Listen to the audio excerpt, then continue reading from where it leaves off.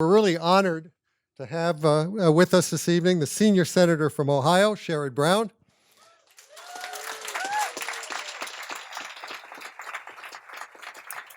Sherrod and I were actually college classmates, although we moved in somewhat different circles back then. Nonetheless, I've admired his career from afar over the years, and perhaps some of you do this too, but I often look at people with whom I went to school and think, well, if not for certain twists of fate, I could have had lives like they've had too. So watching Sherrod, I thought, yeah, I could have been a U.S. Senator too. Although certainly not as fine a senator as Sherrod has turned out to be. He entered politics early. He was even campaigning, believe it or not, in our senior year.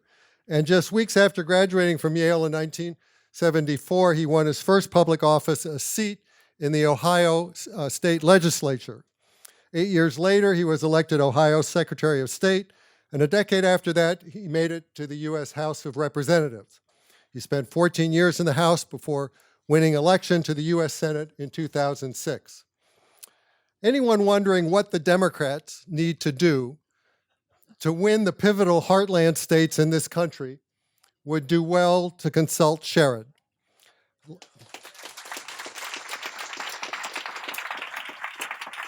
Last year, he was elected to his third Senate term with a 6 percentage point margin over his Republican opponent, the only major Democrat at the time to win a statewide seat in Ohio.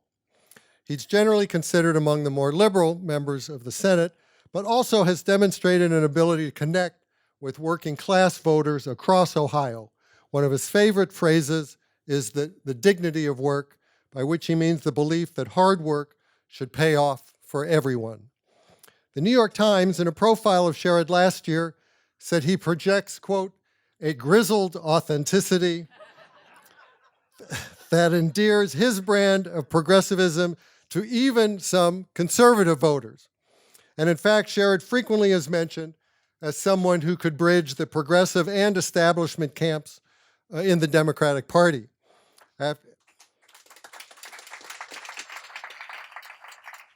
After his reelection in Ohio last year, he was urged by many to run for president in 2020, and he did give the idea serious thought before taking himself out of consideration in March this year. Hey, it's not too late to reconsider, Sherrod.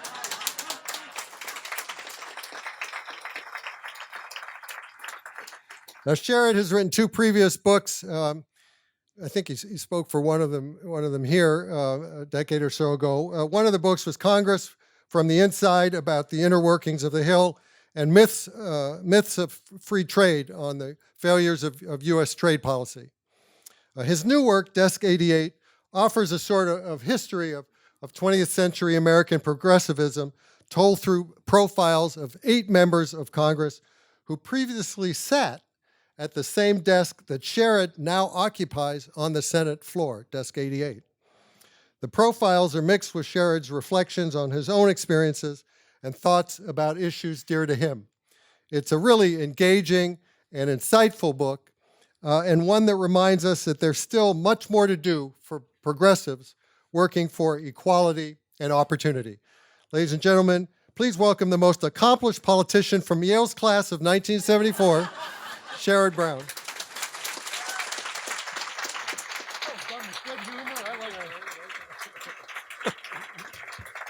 Thanks.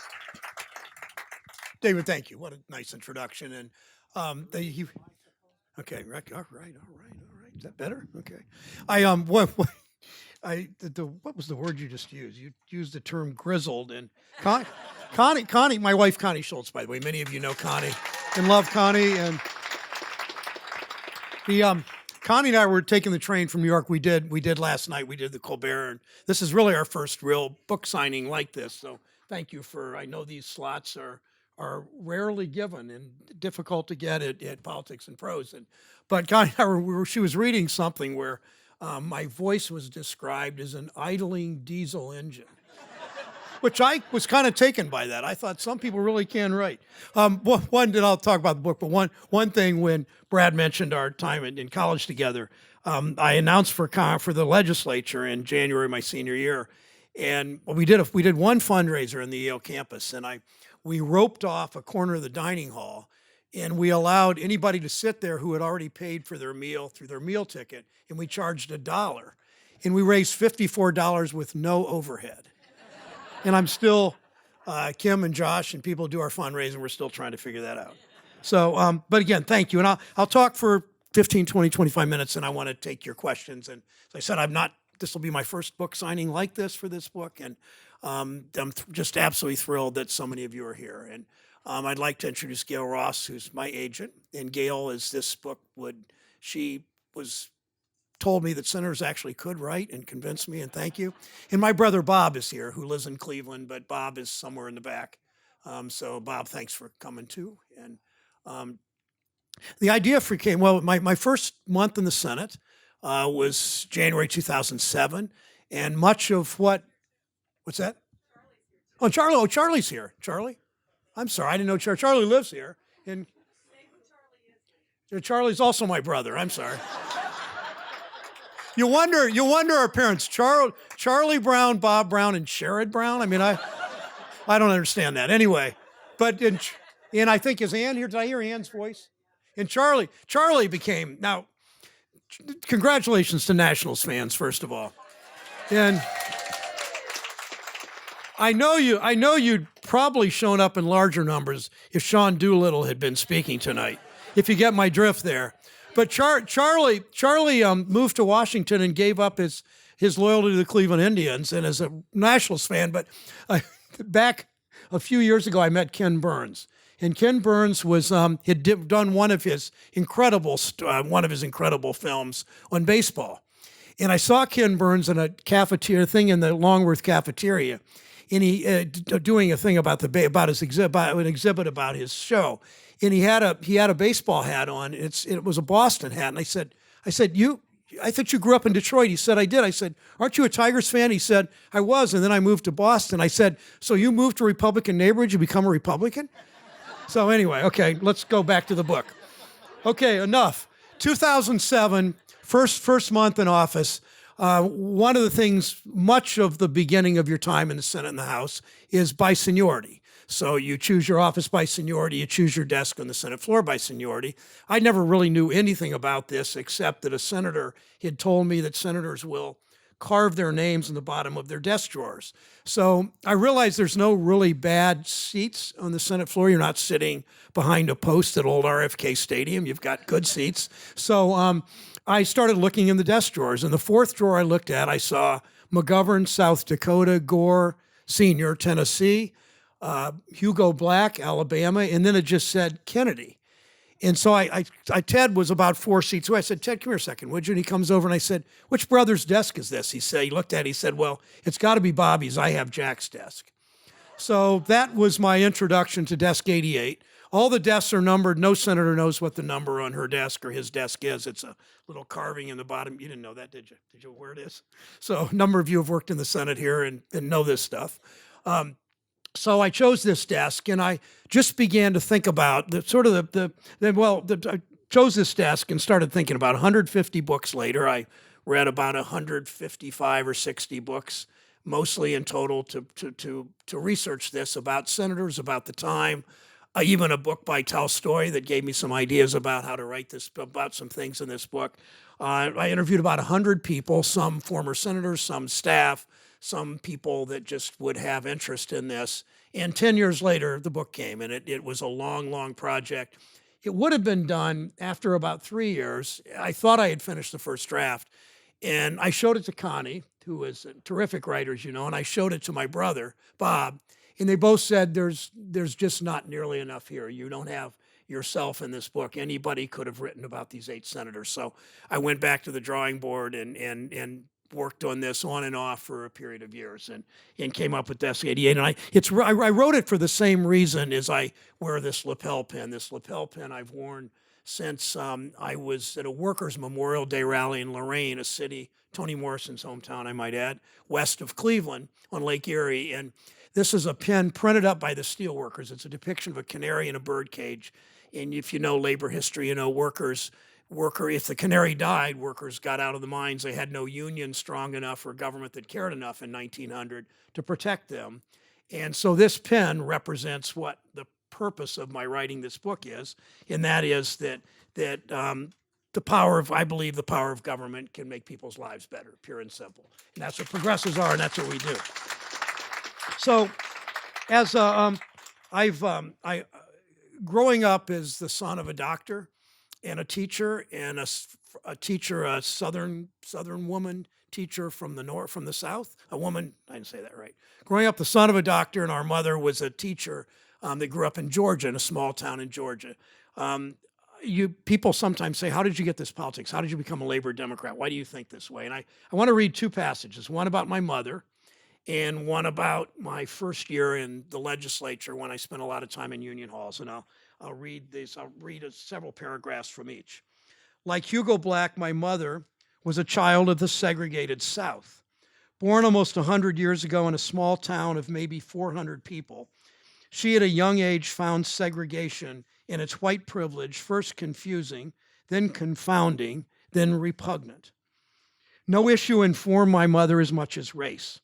While the busing controversy raged in the 1960s in the national media, my mother talked of a different kind of forced busing, the forced busing of her childhood in the segregated South. Black children were bused past a new all-white school to attend a distant, underfunded black school. Separate but equal, they said. Black children were given books that were tattered and dated after being discarded by white schools, if the black children were provided any books at all. My mother, now middle-aged, organized interracial dialogues at our area high school and junior high to encourage students who went to school together to actually talk to each other and share their stories. She told us about her childhood, about race and class and privilege, and how she and her sisters, even though they were middle class at best, enjoyed far more privilege and opportunity than any black child born in Newton County, Georgia. She taught my brothers and me always to address older black men and women with their honorific titles. Mrs. Rogers, Mr. Fields, Mrs. Christian. She had seen far too many white children in rural Georgia call older black men Jimmy and Johnny, and older black women Betty and Hattie Lou. To this day, as a tribute to my mother, and because of her teachings, I ask older African Americans, regardless of their professions, their last name, and address them Mr. or Ms. My mother knew next to nothing about unions. After all, her parents were farmers and her husband was a physician.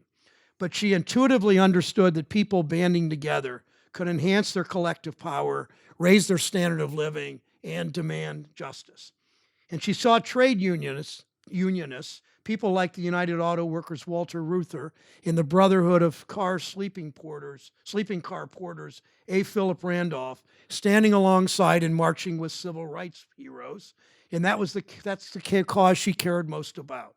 She knew that Dr. King was martyred in Memphis advocating for exploited sanitation workers. Her unrelenting activism continued. 2004, dissatisfied with the grassroots of the Kerry presidential campaign, she recruited a friend, loaded a card table and 2 folding chairs into her trunk, and drove to the poorest parts of Mansfield, where she sat day after day in front of grocery stores, registering voters. Within a month, the two of them registered more than 900 voters. She kept the names and phone numbers. She was now 84, keep in mind. Kept the names and phone numbers of the new voters and called them on election day to make sure they vote. At the age of 87, this shy white girl from the segregated South was the first in my family to go to work to volunteer to elect the first African-American president. Months before the Ohio Democratic primary. January 20th, 2009 was the last day she got out of bed and sat up to watch television. Sitting with my oldest brother, Bob, she had sent Connie and me to Washington and said, you go to the inauguration. Seeing history made. She died 2 weeks after the inauguration. Watching Barack Obama take the oath of office was the last good day of her life. Now, the other reading I want to do is about my labor education, if you will. Early in my first term in the Ohio House of Representatives, I was 22. The legislature had adjourned on a Thursday night. With no votes and no committee hearings Friday, I headed home to my district in Richland County, an hour drive north. With no scheduled appointments, I drove across town to United Auto Workers Hall. Their members had always made me feel guilty, feel welcome. Although, I don't know why I said that. Where'd that come from? Maybe that too. All right, this privileged kid of doctors, they made me feel guilty too. I don't know where that came from. That is not on this page. Although they had endorsed my candidacy the year before, and I had many times met with and talked to the union's officers and activists, I didn't really know them. I didn't know their personal stories, and even though I'd gone to high school with their sons and daughters, I didn't know much about their lives. Thus began my political education. At UAW Local 169 and at the UAW Local 549, I learned about the history of trade unionism. I learned how union workers made steel and how they built cars.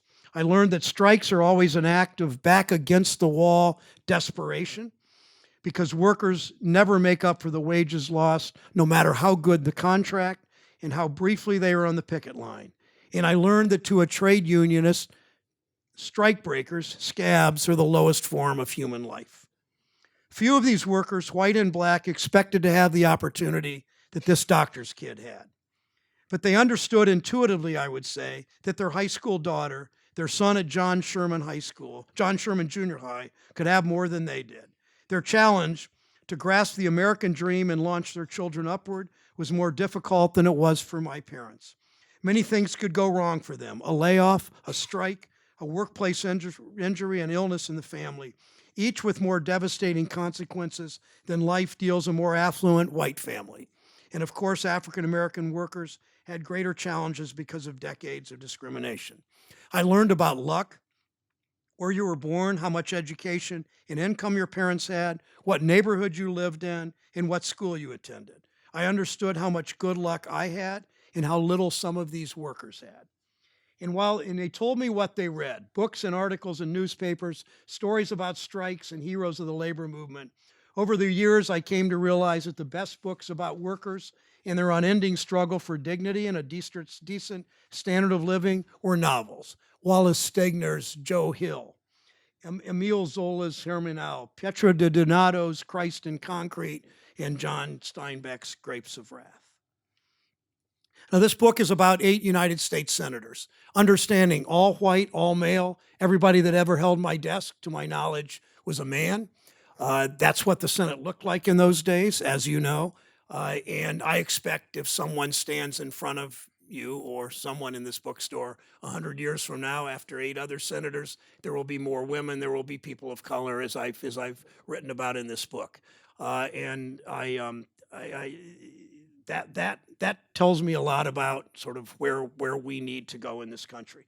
I'll talk for a moment about each of the 8 senators. I want to focus on the first one I wrote about, who came to the Senate in 1926, named Hugo Black. But I'll start with the most recent, George McGovern. Senator McGovern was the only one of the 8 that I knew. I met him. I never met any of the other 7. I saw Senator Proxmire from a distance. I didn't hang around much in this city until I was elected into the House 25 years ago. But Senator McGovern told me a number of stories when I sat and talked to him. One of his favorites was he went up to Barry Goldwater, and Barry Goldwater had suffered a rather humiliating defeat, as you know. And he had a conversation he recounted with Walter Mondale. And Mondale, as you know, in 1984 won one state, his own, in the District of Columbia. 12 years earlier, McGovern won one state, Massachusetts, in the District of Columbia. And thank you, D.C., for that. And Mondale went up to McGovern a couple years after the 1984 shellacking. He said, "George, when do you get over this? How long does it take?" And McGovern said, "I'll let you know." I mean, it's funny, but it really isn't if you're they. And I'm not sure you ever erase that scar. But so one day in 1971, McGovern is talking to Barry Goldwater, and he says, "Barry, tell me," they're both senators at the time, and this was a year before McGovern's loss. And he said, "Barry, tell me what it's like to run for president. Give me some advice." And they had a good conversation. And as McGovern recounted to me, he then said to Goldwater, some of you remember, very few of you might remember the times, but certainly some of you remember the stories. Goldwater about 2 weeks before the election in Tampa or St. Pete's, Goldwater came out against Social Security, actually campaigned against Social Security. And people that have been on congressional staffs will particularly appreciate this story. So McGovern said, well, Barry, I've always wanted to know, why in the world did you come out against Social Security that close to the election and do it in Florida? And Goldwater said, you know, George, I knew I was going to lose. It was 2 weeks before the election or a week before. He said, I knew I was going to lose.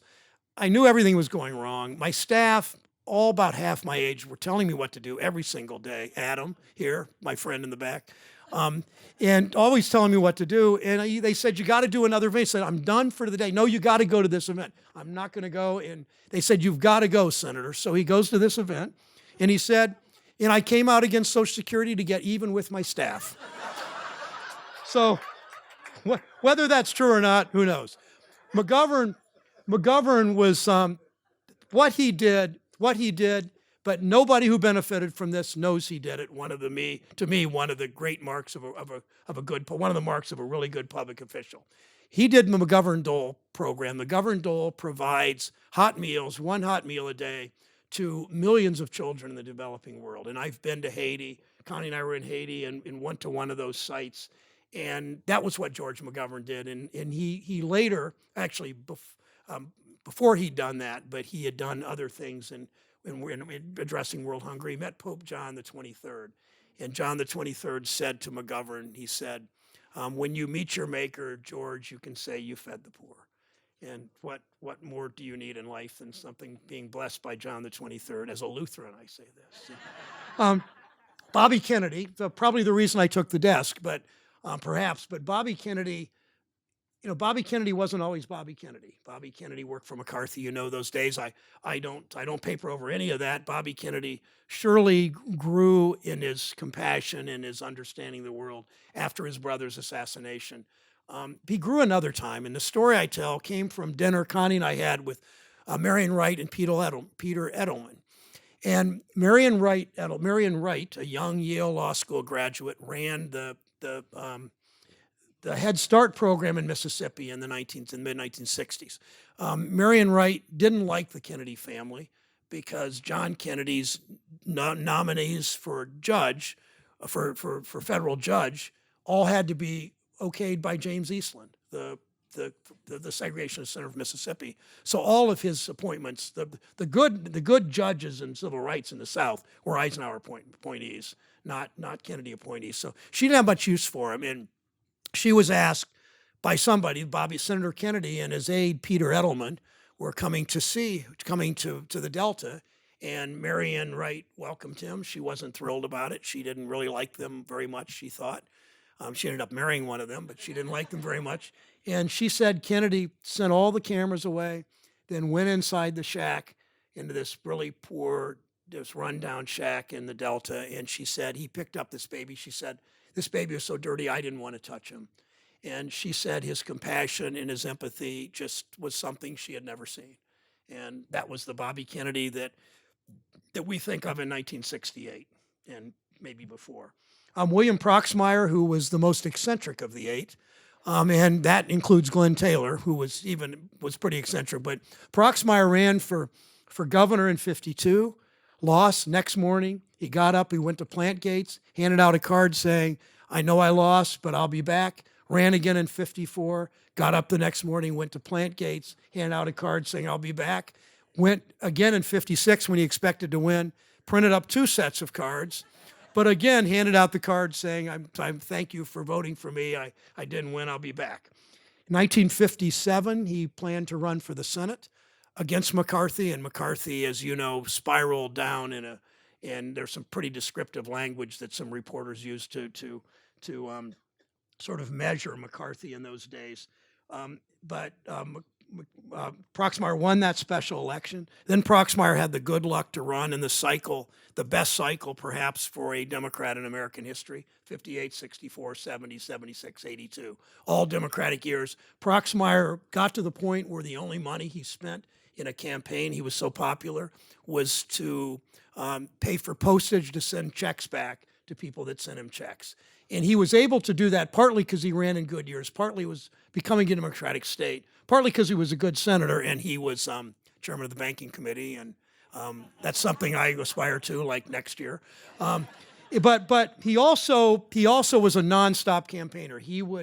Herb Cole, or actually Russ Feingold told me he met Proxmire every decade of his life. He met him in the 50s at school. He met him in the 60s outside Milwaukee County Stadium. He met him in the 70s in a restaurant. I mean, Proxmire was always out, returned home, and shook hands. Some of you in this group, I think, work for Herb Cole, and you will know those stories of Proxmire. Herb tells the story, told me the story that when Easter, Herb's Jewish, and Herb was at Easter Sunday, Herb was at a restaurant, I think in Racine, and Bill Proxmire walks in and was going table to table, shaking hands, saying Happy Easter to people.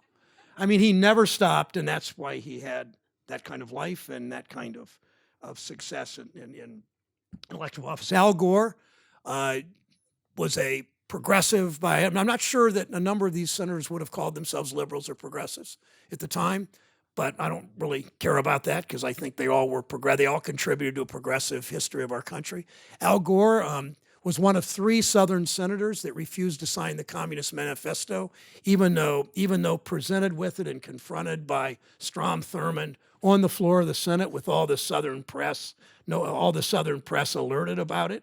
And he said, hell no, when Strom Thurmond tried to get him to sign it. That's the good news. In 1964, against his son and daughter's wishes, Albert Gore voted against the Civil Rights Act in 1964.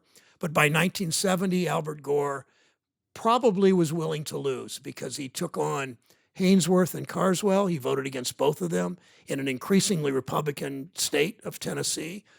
He was willing to do that, knowing the political risk. Nixon really focused his Southern strategy against Gore and a few others and defeated him in 1970. Herbert Lehman, the son and uncle of the Lehman brothers, the founders of Lehman Brothers. Herbert Lehman was the son of one and the nephew of the other. He was the governor immediately succeeding Franklin Roosevelt, and he, with an easier time in a legislature probably that was a little more malleable than the Congress, at least after the 3rd or 4th year, he pushed the little New Deal through the New York Assembly, and he took on McCarthy. He fought for civil rights. It wasn't always easy. He was a decent, honorable man, very philanthropic, and contributed much to this country. The least known of these 8 was Glen Taylor, the singing cowboy from Kooskia, Idaho. Glen Taylor ran for office 7 times and won once. 1944 for the Senate. His wife was named Dora, and they formed the Glendora Singers, Glen and Dora Taylor. That's how he made his living, except when he was a toupee manufacturer and an iron worker and a number of other things. And Dora's their son was Dora spelled backwards, A-Rod, like the baseball player. So I'm not really this good on social media, but I found A-Rod Taylor and talked to him. He's a retired dentist in California. And A-Rod told me a story. As some of you know, Glen Taylor's contribution to Glen Taylor, if you know who he is, which most don't, include my brother Charlie was the first person I asked out of the 25 people that actually knew who Glen Taylor was. And I didn't know who he was when I got his desk. But Glen Taylor was the running mate for Henry Wallace in 1948. And Henry Wallace started off with a pretty big percentage. I mean, and just kept disintegrating the votes he had, more or less. But Glen Taylor, his wife, and A-Rod went to Montgomery, Alabama to campaign for the ticket. And this story is the story A-Rod told me, and I've had it confirmed since, that Glen Taylor went in to speak to a segregated audience, went through the black entrance only in to speak. The police arrested him, and Glen Taylor spent the night in the Montgomery jail in Bull Connor's jail in 1948. Bull Connor was already the city sheriff back then. Theodore Francis Green, if you're from the Northeast, you've flown into T.F. Green Airport. Theodore Francis Green is the victim, if you will, of the LBJ photo when he's going like this. LBJ 6'3" or 4", And T.F. Green, I believe, under 5 feet. T.F. Green was a Renaissance man. He spoke 5 languages. He was born into great privilege. His family, I believe, were mill owners. I think that's where his wealth came from. And he was considered, when he became governor and then senator, he was elected a freshman senator at the age of 65. But he had been governor before, and he remade the politics of the state when they took over the state legislature through a series, even with redistricting, a series of very smart moves. And he was called by the mill owners a traitor to his class. So following in the footsteps of his beloved FDR. The first or the last is Hugo Black, and I want to read some things in Hugo Black, and then I'll take some questions, of course. A young, ambitious Hugo Black thought he had to choose between the Ku Klux Klan and the Big Mules. He chose the Klan. The big mules were the steel and coal interests, the utility executives, the corporate lawyers, the bankers, the wealthy planters, the railroad men. Most Alabamans, black or white, resented the big mules. Steelworkers, miners, railroad workers, unemployed, all watched the big mules feed at the trough, while they could imagine no way out of their hardscrabble lives. They knew they were creating great wealth for their bosses. They were equally sure they were sharing in almost none of it. The future governor, Bibb Graves, described the social and economic structure of 1920s Alabama this way. Little mules were straining and sweating to pull the heavy loaded hay wagon up the road. Tied to the back of the wagon were 2 big mules, strolling along happily, contentedly munching the hay. Graves pledged to hitch the big mules to the wagon, force the big mules to shoulder a heavier portion of the tax burden, and give the little mules some relief. The Klan was a group of hooded terrorists, murderously anti-black, violently anti-immigrant, viciously anti-Catholic, and anti-Semitic. At the peak of its powers in Alabama, the mid-20s, when Black was elected to the Senate, the white-robed Klansmen spread terror throughout the state. Some estimated that half of Birmingham's registered voters belonged to the Klan. Klansmen saw themselves as protector of all things American. Shop windows advertised their owners' Klan membership with TWK, trade with the Klansmen signs in their windows. James Estill, Grand Dragon of the realm of Alabama, boasted, "We had the best people in the state." The Jefferson County Sheriff belonged, so did hundreds of preachers, as did prominent businessmen, and scores of politicians, and the future Senator and Supreme Court Justice Hugo Black. Black told a friend years later, "I would have joined any group if it helped me get votes." You know what Black became? Black became FDR's favorite Southern senator. He renounced the Klan soon after his election. He became Roosevelt's favorite Southern senator. He, with Senator Wagner, is responsible for collective bargaining, the 40-hour work week, minimum wage, so much of what we look with appreciation on labor law that's made this country a much wealthier country with a much more vibrant middle class. He went on to serve longer in the Supreme Court than almost anybody. His time was exceeded only by Justice Douglas, 34 years in the court. And what completes that circle is after Brown v. Board of Education, and Black is believed to have played a major role in the unanimity on the court, not just voting himself, but encouraging others. Right after that, Hugo Black was burned in effigy at the law school he graduated from in Tuscaloosa, Alabama. Now I'll read one paragraph about Black. Black's early life is a cautionary tale for ambitious young public officials. A populist and a progressive from his earliest days, he had the courage to fight for the least privileged, as a lawyer and as a judge. But as a young man, he let his ambition flip his progressive populism onto its ugly, racist underbelly. Ambition kept him from understanding that real populism is never racist, never anti-Semitic, never pushes some people down to lift others up. I'll close and then take questions. I leave this book with a sense of optimism about the future. This is not the worst time in our country's history. We certainly have the worst president we've had in my lifetime. Maybe the worst president ever. I don't know a lot about James Buchanan, but I think the country's worst president probably ever. But it's not the worst time for our country. It's not McCarthy.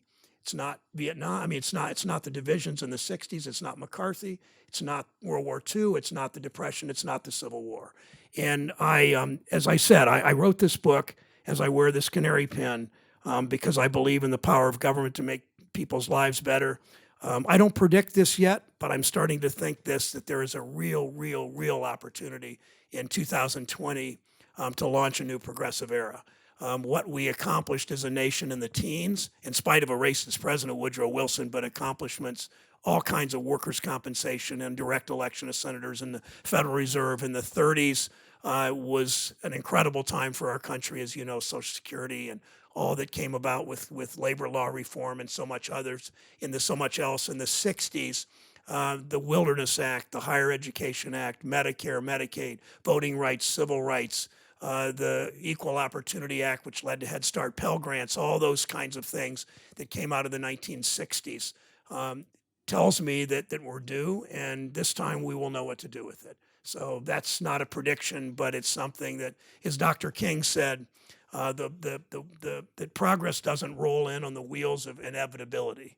Progress doesn't roll in on the wheels of inevitability. It's up to us to make it happen, and my commitment to you and to the people, my constituents in Ohio, is to fight like hell to make that happen in 2020. I'll stop.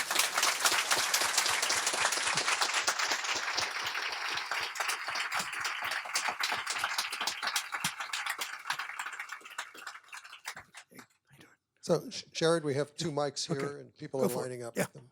And tell me your name if you want to. Go ahead. My name is Nathan Weissler, and I'm a college student here in the Washington, D.C. area. Good. I'm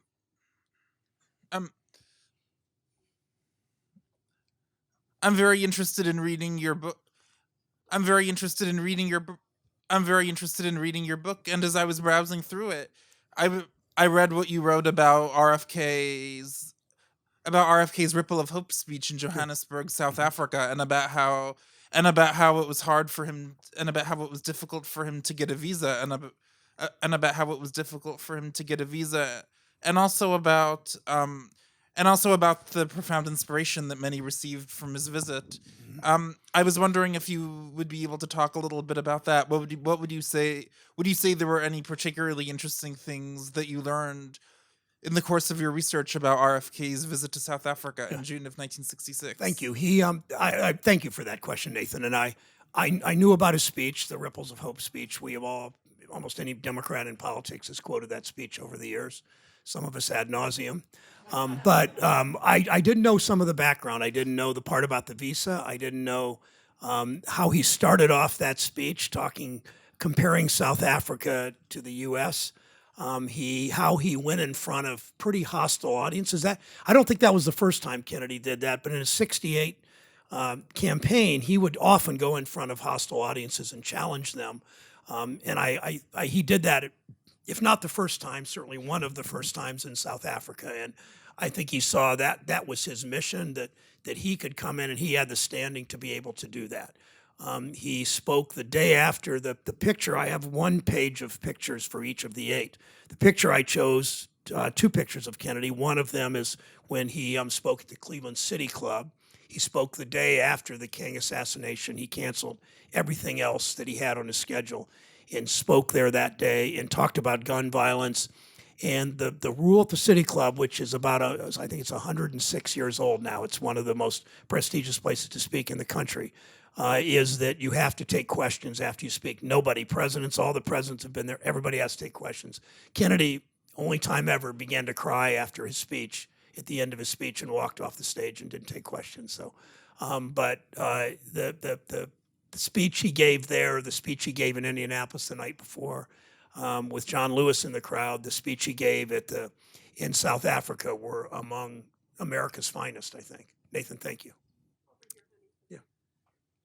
Hi, I'm Dr. Caroline Poplin. I'm a friend of your brother and sister-in-law, Ann and Charlie.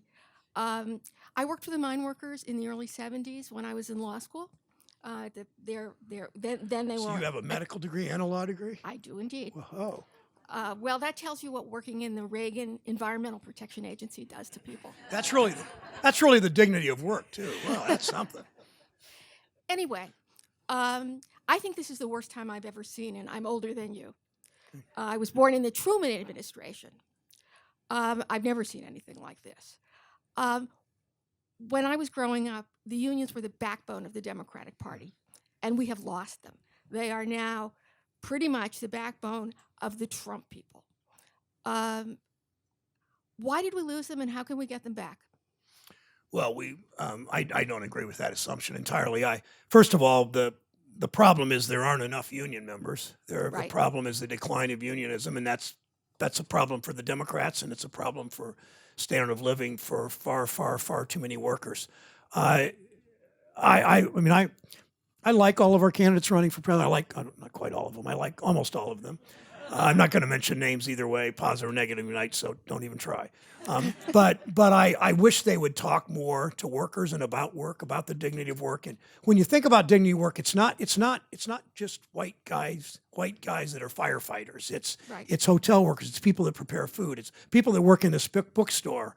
It's people that are working construction and people that are cleaning hotel rooms and union and non-union. And if we would, but elections are always about contrast, and we would point out that while we're the party of workers, that Trump has betrayed workers. He's betrayed workers in the Midwest as he's betrayed our allies in the Middle East, and he's fought the overtime rule. He's pulled back the overtime rule, costing literally 40,000 Ohioans several $1,000s each. He won't raise the minimum wage. He puts people on the courts that put their thumb on the scale of justice for corporations over sure. workers, all these things. We've got to take it to them. And I have one story in here that sort of illustrates that.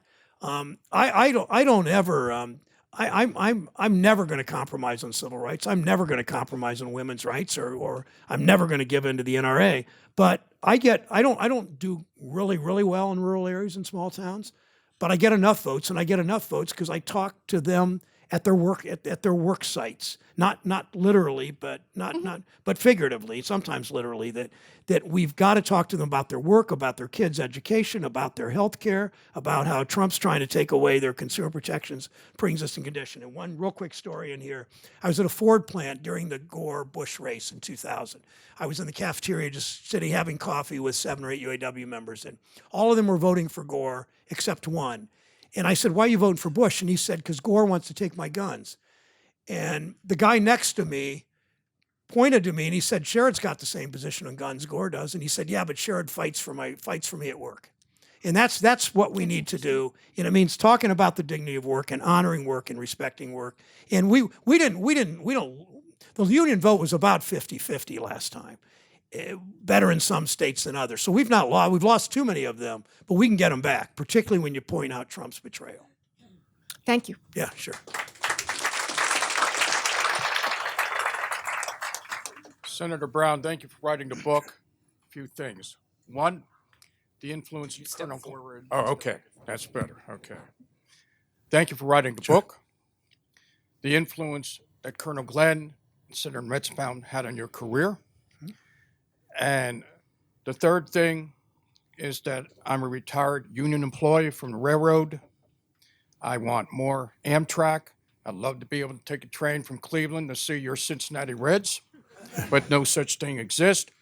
The thing is, the party needs more direction and more discipline, and it might mean a change of the chair of the party because he's been missing in action.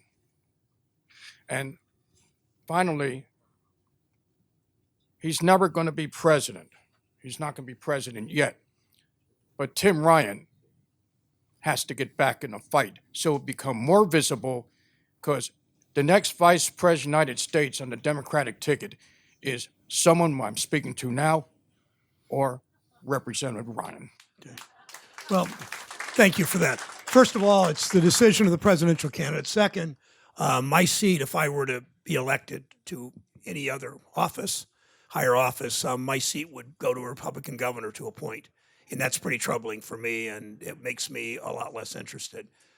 Tim Ryan, we've tried to get Tim to run for governor or Senate in the past, so I'll just leave it at that. Connie and I were riding Amtrak today. We did Colbert last night. We got up at 7 this morning, or took a train at 7. And as we were arriving, we said, "My God, I wish we had high-speed rail in Ohio." what that would mean for our country would be so much. Metzenbaum and Glenn, I knew John, Connie and I got to be actual real friends with John and Annie in the last 10 years of his life. And we just love the man. He's such an honorable, decent man. I have his office. After my first 2 years, I moved into the Barack Obama office for 8 years. I now have John Glenn's office in the Hart building. And we just think the world of him. Metzenbaum was a very effective senator. Metzenbaum showed you could be progressive, you could be pro-labor, you could be outspoken, and you could win. And Metzenbaum, I remember the slogan he used was, Howard Metzenbaum, he's on our side. And I remember saying to my pollster and media person in 06, I want to have that, I want to use that slogan, Sherrod Brown, he's on our side. She said, you haven't earned it yet. So I took that and I've been working to try to earn it, so. Yeah, hey. Hello. I'm going to address you not so much as yourself, but more as a symbol. And what I'm concerned about is, as good as it is to be bringing out these personalities and, sort of reflecting on the past and all that, I don't get the sense. I mean, if you're a senator and the situation that this world and this country is in right now, and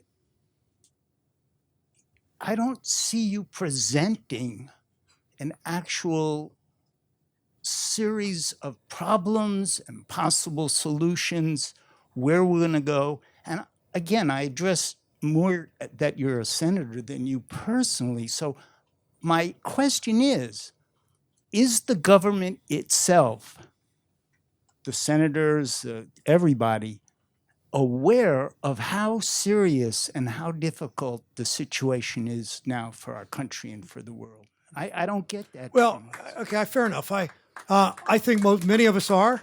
The purpose of tonight was to talk about how progressives have had such victories, how progressive eras have moved our country forward. Progressives don't win, frankly, very often, but when we do, we win really big. And we win really big, meaning we pass Medicare, we pass Social Security, we pass civil rights. We then play defense because the right wing comes back with fury. Emerson talked about history as a fight between the innovators and the conservators. The conservators, today's conservatives, want to hold on to their wealth and privilege and will do anything to keep it. It's up to us to challenge that. If we win in 2020, I've already asked my Senate Banking Committee staff, and this committee is called Banking, Housing, and Urban Affairs. Republicans have forgotten the housing and urban affairs part. Housing is going to be in capital letters. And we're already preparing ideas if we take over in 2020. So I think you'll find that throughout.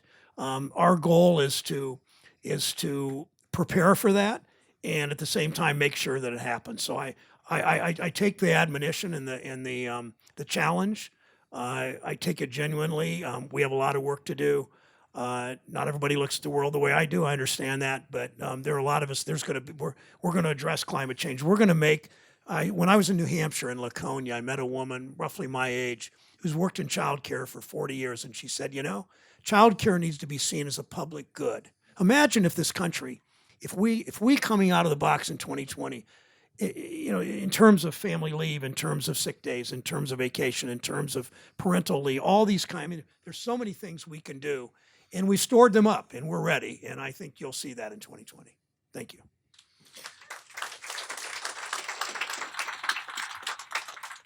So I want to be positive about 2020 as well, but I'm concerned about the 75 days between the election and January 20th. If Mr. Trump loses, do you think there will be a peaceful transfer of power on January 20th? I've heard people talk about that. I've thought about that. I don't know. This might be a reach. I would actually expect my Republican colleagues to do the right thing at that point. That seems like a reach for their cowardly behavior in the last 3 years, from the 2016 campaign to now. I think that, I don't know. I think if Hillary had actually become president, I think Trump would have continued to run against her and try to sabotage everything, including talking about the vote count and the electoral, everything he would do. I think it's a perilous time, but I'm optimistic enough, even about my Republican colleagues who have shown less than a spine so far, that if this election, if it comes out the way I think it will, and it's decisive, that that he will be shown the door and forced to the door if necessary. Just a heads up, we have 3 more people on this side, and then there are 2 people behind me. So we'll just have those last 5 questions. Sure. Hi. Hi, just want to say huge fan. I worked on your campaign when I was in college. Thanks. In college where? Ohio Wesleyan. All right, cool. I'm also from Wisconsin, so the home of great political progressives. And Ohio and Wisconsin have very similar political climates, but you're the only Democrat in Ohio that's won statewide in several years. Why do you think you're the one who wins and breaks through? We've not had a good enough farm system in Ohio, in part. Ohio's getting harder. Our demographic mix hasn't changed much. I mean, you can see what's happened in Virginia, especially some of you live in Virginia, and this state is no longer even a competitive state, hardly. I mean, I hope tonight proves it again. And North Carolina's next, and Georgia, and maybe even Texas, and South Carolina's got some good signs and all that. Arizona, Colorado's almost already there. Arizona, Ohio, Michigan, Pennsylvania, Wisconsin are a little easier than Ohio. I think you've got to have a message of talking to workers in their workplace, as I said earlier. Ohio's going to be a competitive state in 2020. It's harder than Michigan, Wisconsin, and Pennsylvania, but it's going to be. The one piece of good news in Ohio that I've seen is my daughter is part of this. My daughter is a city council member on the ballot again this year for a second term right now. And as soon as I leave here, I'm going to be talking to her, expecting the votes to come in around that time. And she and a number of other, mostly women, mostly under 45, almost all under 45, a number of people of color, men and women, are building this farm team because the local governments where the political power on our side is. And I expect that to pay off. We have some really good young female candidates, in addition to my daughter, but I mean, we have a number of people, and it makes me optimistic for building this party in the future. Thank you. Thanks. And your senator is one of the best, and I don't mean Ron Johnson. Yeah. I love Tammy Baldwin. Yeah, over here, sorry. Hi there. My name's Naomi. I just recently moved to DC. But I was just wondering, what about this political climate keeps you up at night, and what about it makes you hopeful? What keeps me up at night is well, lots of things. I was going to make, never mind. Just the fear that we don't beat Trump. I think we will, but just all the things that can happen. We're all concerned about what this president does next. I still can't believe my colleagues that have shown no courage in standing up to him. And more long term, I fear what's happening with climate change, and we can't wait much longer. And I met with about 10 CEOs today, all of whom, some from energy companies even, who are really pushing hard on doing the right thing on climate. Some of them, not in the meeting, but some energy companies are acting like they're doing more than they are. But I worry about that for your generation. But I also worry about the thing that got me into politics, civil rights and human rights, and how much we have lost with Trump. But I really do believe we begin to gain it back in January of 2021. Thanks. Hi, my name is Joe. I'm from Miller City, Ohio. It's population 136 in Putnam County. Don't know if you know where that is. But my question is, I have only been a liberal coastal elite for about 7 years now. But before that, Were you a liberal in Miller City too? No, I was not. Okay. Harder to be there than Washington. Yeah. Yes, it is. But I was shocked about the 2016 election, and I'm very close to my family and very much in touch with them. And even I had completely lost touch with what was going on in rural areas. But your name is one that is not hated in my family. And I'm curious as That's to a ringing endorsement. Yes. Trust we me, don't it hate is. you. Trust me, it is. When it comes to Democrats, it is. But my question is, how do you stay in touch with concerns of people in rural areas like that? Because I mean, I was only here for 3 years and I completely lost touch. And I'm wondering how you, a U.S. senator who has a lot more going on, can stay in touch with those voters. Well, I go home every weekend to Cleveland, where Connie and I live. That helps. Yeah, I mean, it's not. I'm not beloved everywhere in the state. I'm not even beloved. Period. I mean, I won by 7 points. So, but I didn't do particularly well in even the place I grew up. I won 88 counties in Ohio. I won 16 of them. I won the big industrial. I won the big metro counties. I won the Lake Erie, 3 counties in Lake Erie. Partly, as my brother has a theory that I think it's got some semblance, some credence to it, that tourist counties along Lake Erie are different kinds of small counties. And then I won the 3 university counties, one where my wife teaches, Kent State, and Bowling Green, and Ohio University. We're doing badly in smaller towns, but I'm on the Veterans Committee, I'm on the Ag Committee. I do a lot in those communities, but it doesn't really seem to translate into votes. But it's listening and talking. I don't do big town halls. I rarely speak to a group in Ohio like this, in this kind of a format. I do roundtables of 15 or 20 people, and I listen to them and I get ideas. And that's what I bring back to Washington and work on. It's also what you do outside of the legislative part of my job. I learned this a long time ago. I know that in small towns, their rural hospitals are in real financial trouble. If Trump wins the lawsuit on ACA, rural hospitals will go out of business. I organize at those rural hospitals. I talk to them about what it means and listen to them. And I think that absolutely matters. And I also learned, there's an Abraham Lincoln quote that I love, that his staff wanted him to stay in the White House and win the war and free the slaves and preserve the Union. He said, no, I got to go out and get my public opinion baths. And I look at politics like that I go out and listen to people, and it's a lot more interesting than talking, frankly. I learn stuff, and I learn but I try to talk to people in their workplace, whether they're a farmer, whether they're a shopkeeper, whether they're a factory worker, and I think that helps. I don't win places like Miller City, although I hear they don't hate me, they just don't vote for me. Yeah, and that's a huge accomplishment. Thanks. Susie, how are you? I'm good. And you don't have to worry about my family in Ohio voting for you, as you know. That's because they don't live in Miller City. They live in Shaker Heights. No. Or the environs of Shaker Heights. And never have lived in Shaker Heights. Okay, but close enough. Cleveland Heights. Beechwood, Cleveland Heights, yeah. Okay. 70-80% areas, yeah. Oh, we got it. I have 2 things. One is, listening to you today, you said that Robert Kennedy, that you picked the desk probably because of Robert Kennedy. Yeah. Now you've written the book. Would that still be your choice? So that's my question. And then my comment.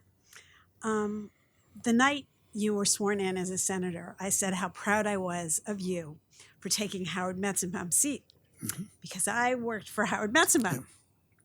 Yeah. And here it is 19 years later, and I'm still very proud of you, and probably even more proud of you in the work that you've done. And I just want to congratulate you, and I want to wish you a happy birthday. Thank you. Thanks. Not today, it's 2 days. Yeah. 4 days away, but thank you. You know that. Okay.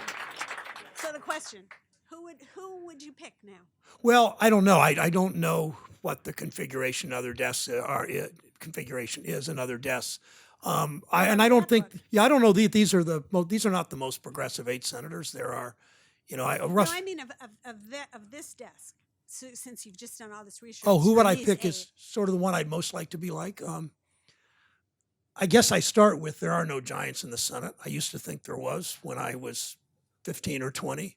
They're all human beings. They're all flawed. Every one of these 8 is pretty flawed. McGovern had a humility that was unusual in politics. Glen Taylor had a courage that was pretty unusual. He took out of Mississippi the worst human being maybe in the 20th century in the Senate, Theodore Bilbo from Mississippi. He was unseated. He was refused his seat because Glen Taylor stood up and stopped it. Hugo Black had the best journey, the furthest journey from where we started. So I guess I would take the easy way out and pick parts of each of them. Sorry. Senator Brown, I'm not going to ask you about the sad and depressed state of the Cleveland Browns. I'm already ready for baseball season, man. Spring training. But I happen to be a person who believes that the only issue as to who should be the Democratic nominee for president is the person who's best able to beat Donald Trump. And I happen to think that the person in this country most likely to be able to beat Donald Trump is looking at me right now.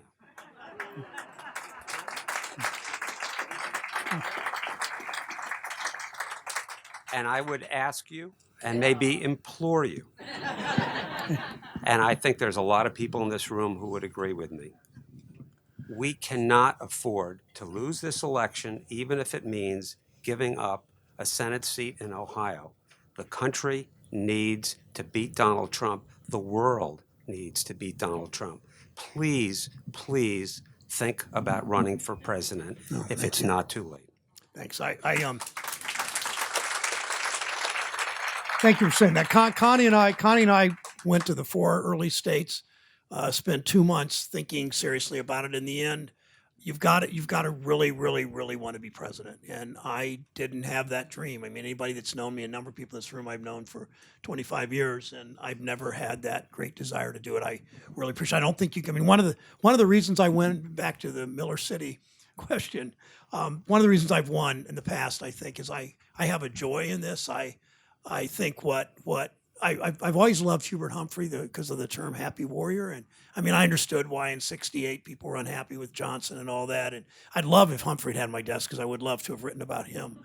But I think one of the most important things is people expect their elected officials to be optimistic and to bring some joy to the campaign and to the job. I just don't think I could have summoned up the joy to be the right kind of candidate. I'm reminded of and most of my colleagues that run, and no disrespect to anybody doing it, they're in the arena, I'm not. But they've had some of them have planned to run for president for 10 or 20 years. And that's okay. I mean, plenty of people said to me when I say I don't really want to be president, and they'll say, that's why you should run. Well, that's not the way the system works. It is peculiar.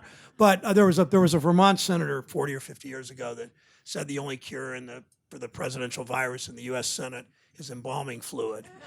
And, I just don't want to be that. I'm sorry. I see that. I do think, but I close with, and the answer is I do think that we can, I do think we're going to beat Trump. I don't know who the best candidate is. I don't even know, I literally don't know whom I'm going to vote for at this point. That's why you have a long season and you figure out, I think we'll know more by January, February, or March who the best candidate is to beat Trump. But I appreciate that.